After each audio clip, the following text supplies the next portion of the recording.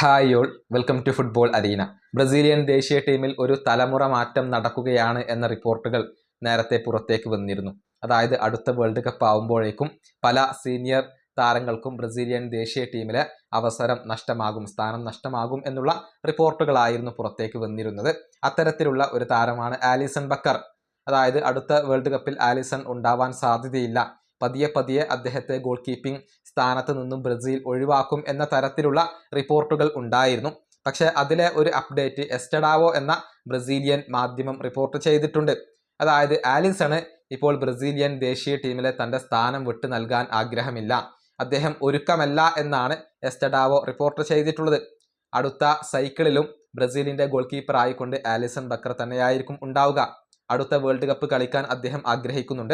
അതായത് 2030 world cup ആകുമ്പോഴേക്കും ആലിസണ് 37 വയസ്സായിരിക്കും പ്രായം. ആ പ്രായത്തിലും നല്ല രൂപത്തിൽ കളിക്കാൻ കഴിയും, ഗോൾ കീപ്പർമാർക്ക് അതിന് സാധിക്കുമെന്നുള്ളത് പല ഗോൾ കീപ്പർമാരും തെളിയിച്ചിട്ടുണ്ട് എന്നാണ് ആലിസൺ വിശ്വസിക്കുന്നത്. അതുകൊണ്ട് തന്നെ അടുത്ത വേൾഡ് കപ്പ് വരെ ബ്രസീലിയൻ ദേശീയ ടീമിനകത്ത് തുടരാൻ അദ്ദേഹം ആഗ്രഹിക്കുന്നുണ്ട്.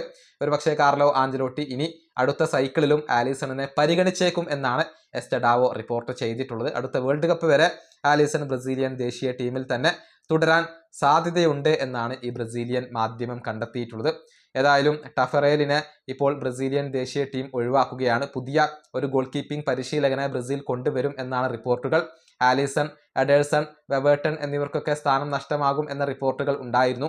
ഏതായാലും എഡേഴ്സണും വെവേർട്ടണും ഇനി പുറത്തു പോകും എന്ന കാര്യത്തിൽ സംശയങ്ങൾ ഒന്നുമില്ല. ആലിസൺ ബ്രസീലിയൻ ടീമിനകത്ത് തുടരാൻ തന്നെയാണ് സാധ്യത. ഈ വീഡിയോ അവസാനിപ്പിക്കുന്നു. അടുത്തൊരു വീഡിയോ കാണാം.